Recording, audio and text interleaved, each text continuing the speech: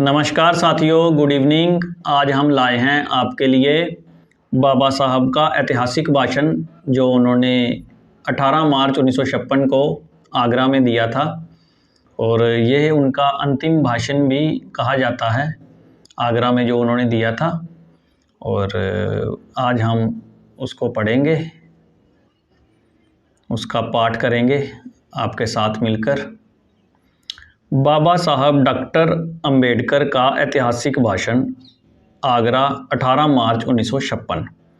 ये भाषण बाबा साहब ने समाज के अलग अलग तबकों के लिए उनको एड्रेस किया था। तो ये बड़ा इम्पोर्टेंट स्पीच है बाबा साहब की, एक हिस्टोरिकल स्पीच। तो शुरू करते हैं। जन समूह से, पिछले 30 वर्षों से आप लोगों के राजनीतिक अधिकार के लिए मैं संघर्ष कर रहा हूं। मैंने तुम्हें संसद और राज्यों की विधानसभाओं में सीटों का आरक्षण दिलवाया। मैंने तुम्हारे बच्चों के लिए शिक्षा के उचित प्रावधान करवाए। आज हम प्रगति कर सकते हैं। अब यह तुम्हारा कर्तव्य है कि शैक्षणिक, आर्थिक और सामाजिक गैर बराबरी को दूर करने हेतु एकजुट होकर इस संघर्ष को जारी रखें। इस उद्देश्य के हेतु तुम्हें हर प्रकार की कुर्बानियों के लिए तैयार रहना होगा। नेताओं से, नेताओं को संबोधित करते हुए बाबा साहब ने कहा, यदि कोई तुम्हें अपने महल में बुलाता है तो स्वेच्छा से जाओ, लेकिन अपनी झोपड़ी में आग लगाकर नहीं। यदि वह राजा किसी दिन आपसे झगड़ता है और आपको अपने महल से बाहर धकेल देता है, उस समय तुम कहाँ जाओगे? यदि तुम अपने आप को बेचना चाहते हो तो बेचो, लेकिन किसी भी तरह अपने संगठन को बर्बाद करने की कीमत पर नहीं। मुझे दूसरों से कोई खतरा नहीं, लेकिन मैं अपने लोगों से ही खतरा महसूस कर रहा हूँ। फिर आगे बाबा साहब ने भूमिहीन मजदूरों से, मैं गांव में रहने वाले भूमिहीन मजदूरों के लिए काफ़ी चिंतित हूँ। मैं उनके लिए ज़्यादा कुछ नहीं कर पाया। मैं उनकी दुख तकलीफ़ों को सहन नहीं कर पा रहा हूँ। उनकी तबाहियों का मुख्य कारण यह है कि उनके पास ज़मीन नहीं है, इसलिए वे अत्याचार और अपमान के शिकार होते हैं। वे अपना उत्थान नहीं कर पाएंगे। मैं इसके लिए संघर्ष करूँगा। यदि सरकार इस कार्य में कोई बाधा उत्पन्न करती है तो मैं इन लोगों का नेतृत्व करूंगा और इनकी वैधानिक लड़ाई लड़ूंगा, लेकिन किसी भी हालात में भूमिहीन लोगों को ज़मीन दिलवाने का प्रयास करें। बौद्ध भिक्षुओं से, बौद्ध धर्म महान धर्म है। इस धर्म के संस्थापक तथागत गौतम बुद्ध ने इस धर्म का प्रसार किया। अपनी अच्छाइयों के कारण यह धर्म भारत के दूर दूर तक, गली कूचों तक पहुंच सका, लेकिन महान उत्कर्ष के बाद यह धर्म 1213 ईस्वी में विलुप्त हो गया। इसके कई कारण हैं। एक कारण यह भी है कि बौद्ध भिक्षु विलासतापूर्ण एवं आराम तलब जिंदगी जीने के आदी हो गए। धर्म प्रचार हेतु स्थान स्थान पर जाने की बजाय उन्होंने बिहारों में आराम करना शुरू कर दिया तथा रजवाड़ों की प्रशंसा में पुस्तकें लिखना शुरू कर दिया। अब इस धर्म की पुनर्स्थापना हेतु उन्हें कड़ी मेहनत करनी पड़ेगी। उन्हें दरवाजे दरवाजे पर जाना पड़ेगा।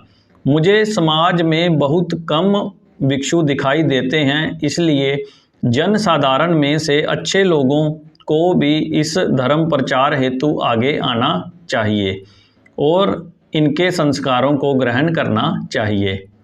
शासकीय कर्मचारियों से, हमारे समाज में शिक्षा में कुछ प्रगति हुई है। शिक्षा प्राप्त करके कुछ लोग उच्च पदों पर पहुंच गए हैं, परंतु इन पढ़े लिखे लोगों ने मुझे धोखा दिया है।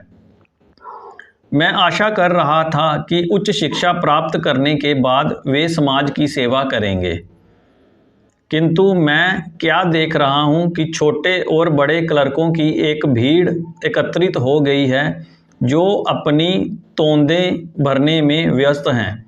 वे जो शासकीय सेवाओं में नियमित नियोजित हैं उनका कर्तव्य है कि उन्हें अपने वेतन का 20वां भाग यानी 5% स्वेच्छा से समाज के कार्य हेतु देना चाहिए। तब ही समाज प्रगति करेगा, अन्यथा केवल एक ही परिवार का सुधार होगा। एक वह बालक जो गांव में शिक्षा प्राप्त करने जाता है, संपूर्ण समाज की आशाएं उस पर टिक जाती हैं। एक शिक्षित सामाजिक कार्यकर्ता उनके लिए वरदान साबित हो सकता है। छात्र एवं युवाओं से मेरी छात्रों से अपील है कि शिक्षा प्राप्त करने के बाद किसी प्रकार की क्लर्की करने के बजाय उन्हें अपने गांव की अथवा आसपास के लोगों की सेवा करनी चाहिए, जिससे अज्ञानता से उत्पन्न शोषण एवं अन्याय को रोका जा सके। आपका उत्थान समाज के उत्थान में ही निहित है। और अंत में एक अंश और है, बाबा साहब ने जो बोला हुआ है, आज मेरी स्थिति एक बड़े खंबे की तरह है जो विशाल टेंटों को संभाल रही है। मैं उस समय के लिए चिंतित हूँ कि जब यह खंबा अपनी जगह पर नहीं रहेगा। मेरा स्वास्थ्य ठीक नहीं रहता। मैं नहीं जानता कि मैं कब आप लोगों के बीच से चला जाऊं। मैं किसी एक ऐसे नवयुवक को नहीं ढूंढ पा रहा हूं जो इन करोड़ों असहाय और निराश लोगों के हितों की रक्षा करे। यदि कोई नौजवान इस जिम्मेदारी को लेने के लिए आगे आता है तो मैं चैन से मर सकूंगा। और साथियों, ये जो अंतिम कुछ पंक्तियां हैं बाबा साहब ने बोली हुई, तो आज भी स्थिति कमोवेश ऐसी ही है कि कोई भी ऐसा चेहरा, कोई भी ऐसा संगठन अब भी हमें नहीं मिल पा रहा जो भारत के वंचित शोषित लोगों की आवाज़ बन सके और उनके लिए उनकी लड़ाई को लड़ सके। तो साथियों, ये था उनका अंतिम भाषण। जय भीम, नमो बुद्धाय, नमस्कार, गुड इवनिंग, थैंक यू, धन्यवाद।